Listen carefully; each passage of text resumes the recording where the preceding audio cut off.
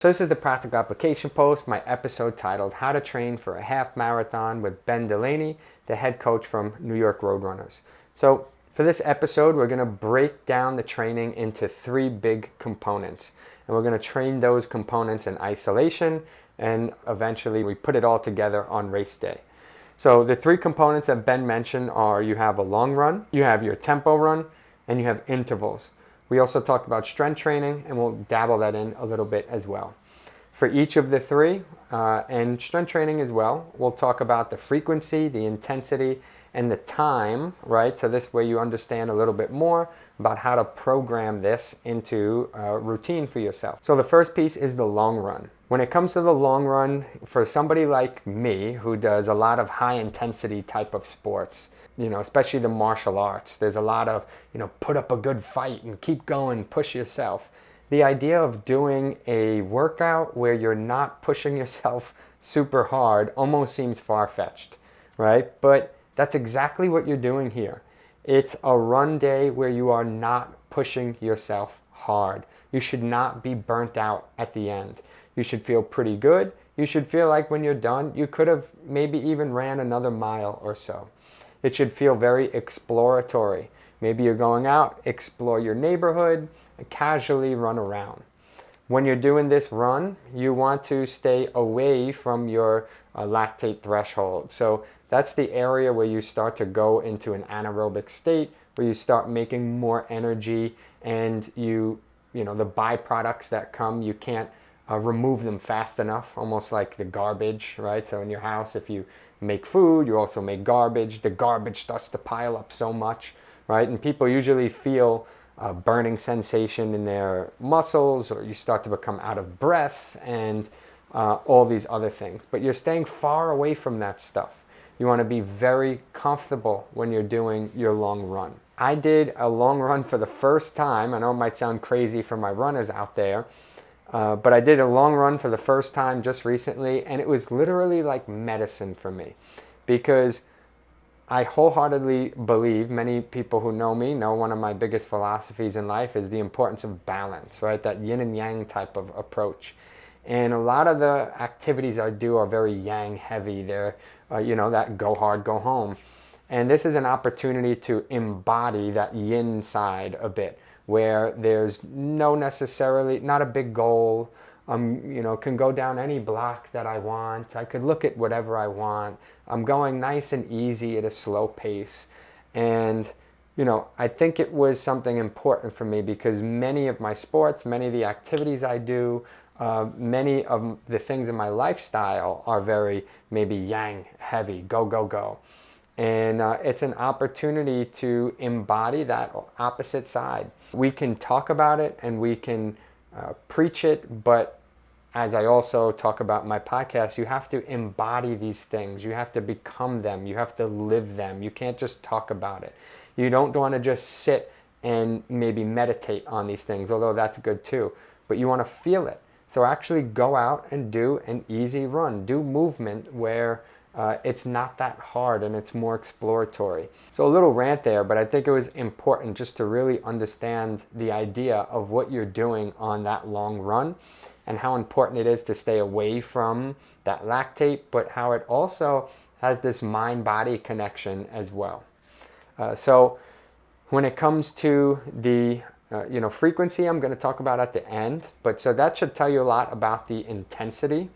And when it comes to time, this is an interesting one for me. I used to say the long run. Should it be just as long as race day?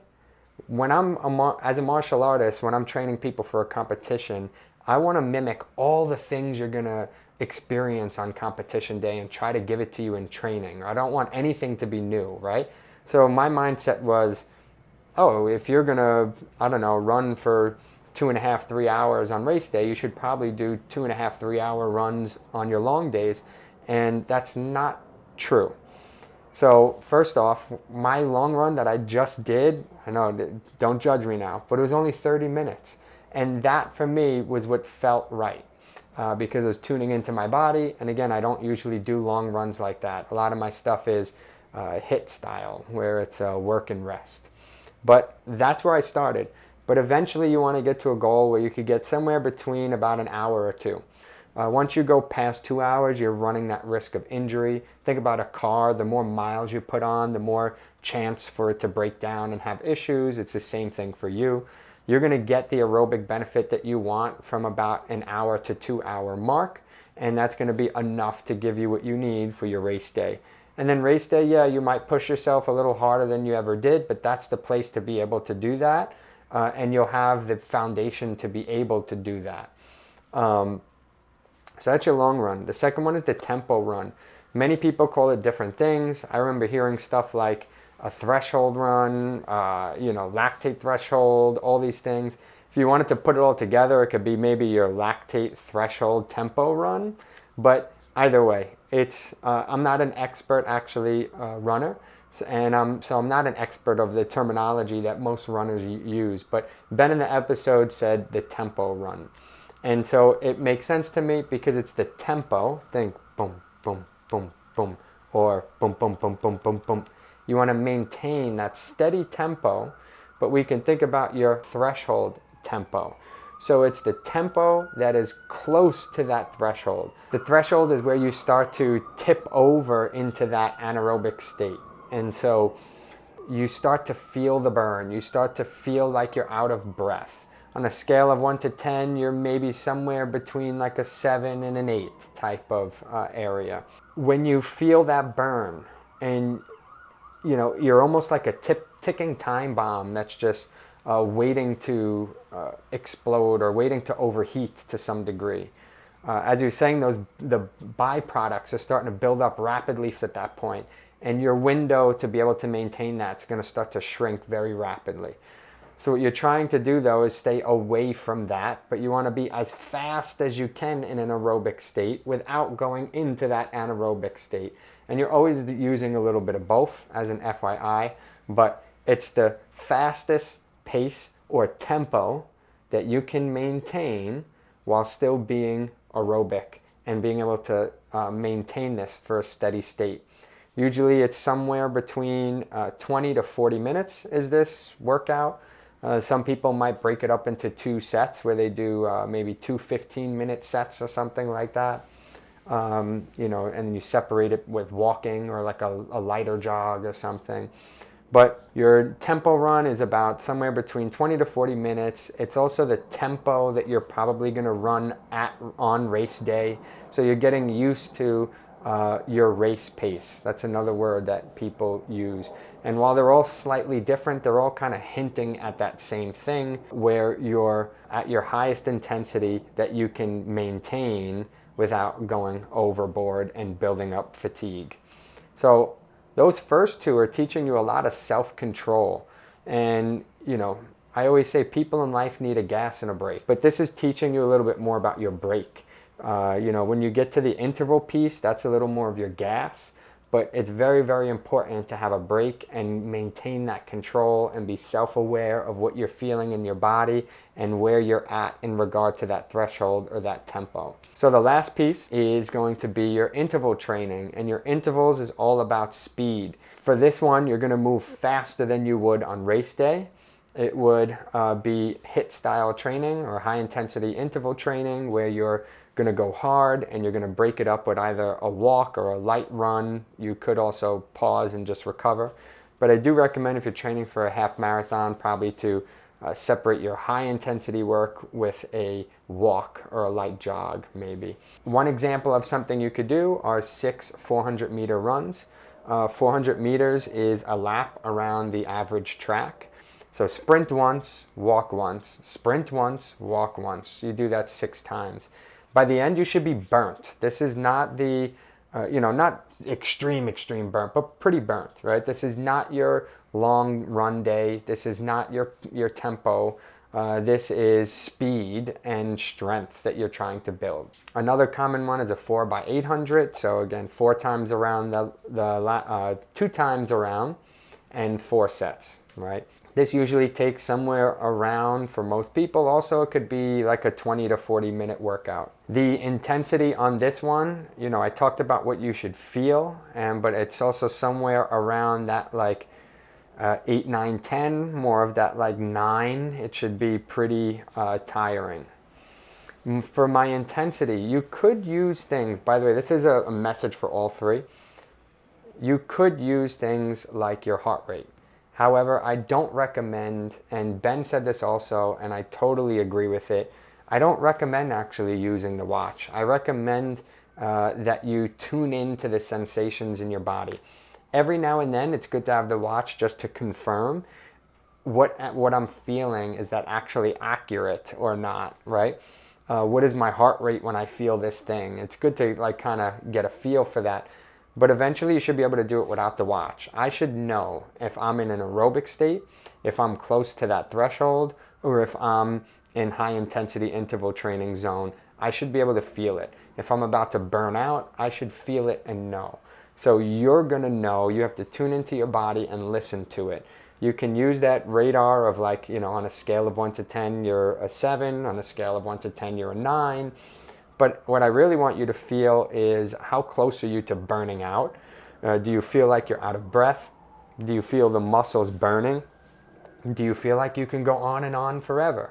Right? That long run, you want to feel like you could go on and on forever. It's endurance. You can go all day.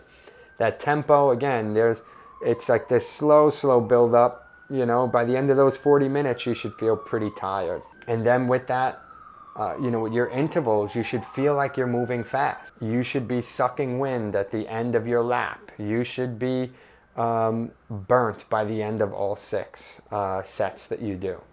So that's a little reminder about your intensity. Use it as a tool for mindfulness.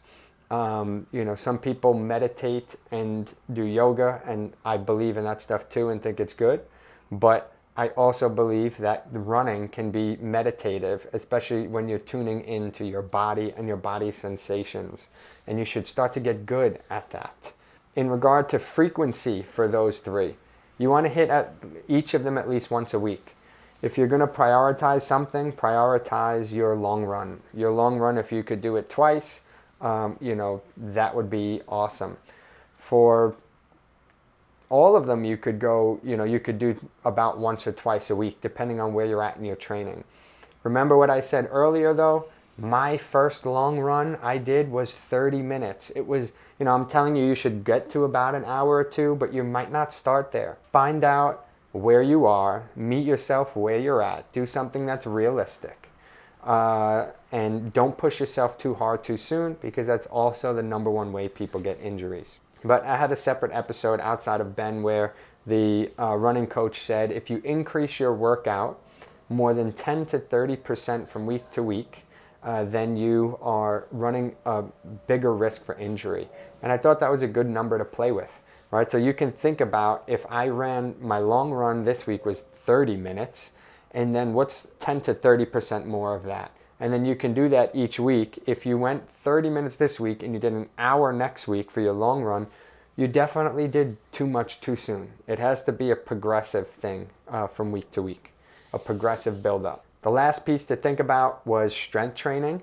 And Ben does say, absolutely, you should be doing some strength training. Strength training helps to keep the body nice and stiff and rigid enough. Again, there's this balance where you want rigid but also relaxed, but stiff enough to create some speed and rebound. You want to be able, if you think about a basketball that's stiff, or a deflated basketball, if you go to bounce a deflated basketball, it doesn't rebound much. If you blow up that basketball with a lot of air, boom, it has a nice rebound. Strength training does that to your body. You want it to be like that stiff inflated ball where you have some good rebound.